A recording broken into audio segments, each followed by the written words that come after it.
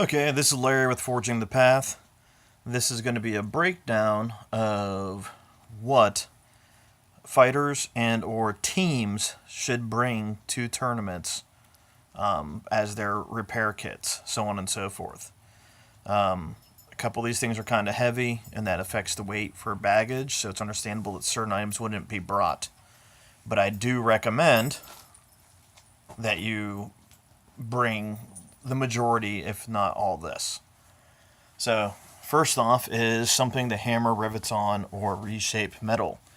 You have the anvil here. This is a 15-pound simple anvil Harbor Freight. It's like $20 to $30, nice and cheap. Or if you're lucky and you have a friend who's in metal fabricating, you can get this small little 2-pound plate, which is great for fitting inside homes and all sorts of different places to do your riveting and such. The next item on that list, directly relating, is a rivet setter. If you've never seen one of these, we'll be going over this in a later video. You will also need hole punch. You'll either use a set like this, which this you'll need a soft area to impact and strike when you're working with, or you use one of these, which is a rotary hole punch. It already has a little brass plate for it to go up against.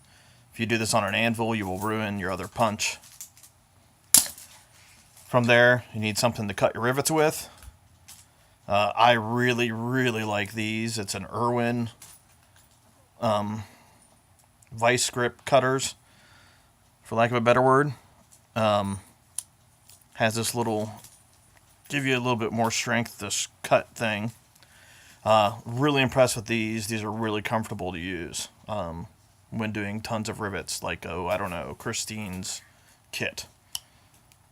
Next, you'll need a decent hammer, rounded end, flat end. Once again, I prefer 16 ounce typically. Sometimes you need a smaller hammer. For the smaller hammer, same thing, stuff like this, because it's rapid repairs, so on and so forth. You don't need to go expensive. Harbor Freight totally works for the majority of these items. You also, this is more of a team repair tool and not a primary repair tool, because you should already have everything cut. This is a strap cutter for making straps for your armor, so on and so forth. This you shouldn't need, because you should already have straps cut. But if you need straps cut, it's a good freaking idea to bring it. I recommend having a multi-tool. If not a multi-tool, at the very least, have a set of pliers. That's pretty simple there. For marking points on either rivets that you need to punch out because the strap's been broken, this is a spring punch. Then this is a mixed opinion.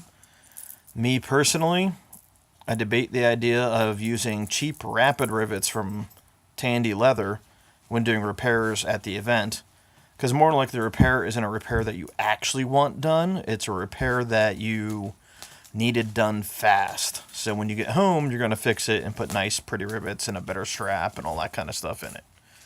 So it's debatable to use these because they'll hopefully get the job done for that short amount of time.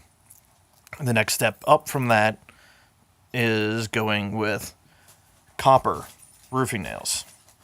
But bringing these to use, same thing. They're easy to get rid of. They're easy to take out. Metal on metal, these things don't last for shit. But metal on leather, metal on fabric, they're good to go. Then bringing some buckles. And you only should bring buckles if you didn't bring prepared straps. You should bring prepared straps.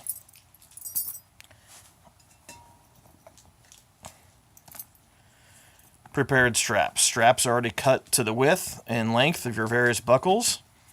And the length is for the going around your arm or wherever it may be. It's potentially worth it just to cut long ones so they can be cut to whatever size they need to be cut to.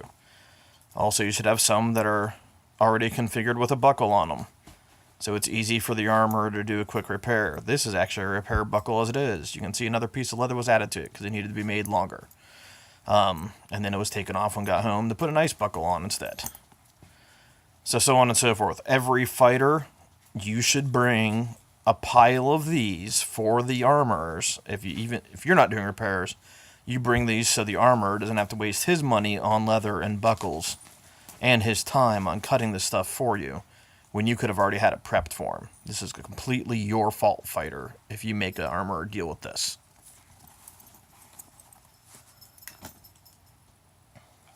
Then your arming points. For your arming points, these are little leather tabs that you sew onto your gambeson as your arming point. We will do a video to explain the use and how arming points work. You should bring a couple of these, because it's really weird how sometimes some things tear and fall off. It totally catches you off guard, to say the least. But bringing a couple of these prepared, with holes and everything already set up in them. Also with arming points, you need to be able to sew them on. This is upholstery thread. There we go, get the focus better. Upholstery thread seems to work pretty good. Your other option is to go with actual sinew. You can use synthetic or not. Natural sinew, that's 100% truly natural sinew, works best in my opinion. But it's hard to find actual natural sinew, at least where I live. Your arming point, then, you're going to be tying things, tying your armor on, so on and so forth. From Amazon, you can order linen cord. This tends to work very well. Little to no issues, and you still get that historic-ish appearance. Can always go with 550 cord. 550 cord, I prefer to pull this out of the center, the guts, whatever you're going to call it. But you can use this. Of course, it does not look historic, but it is commonly used, and it tends to take the abuse quite well.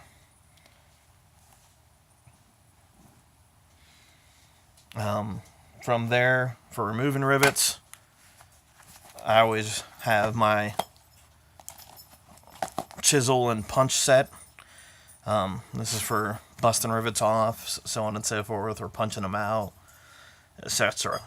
You can always use a battery-powered Dremel or drill with a cutting wheel. Personally, this tends to work better, in my opinion. Sometimes slower, but works better on how it takes care of your gear.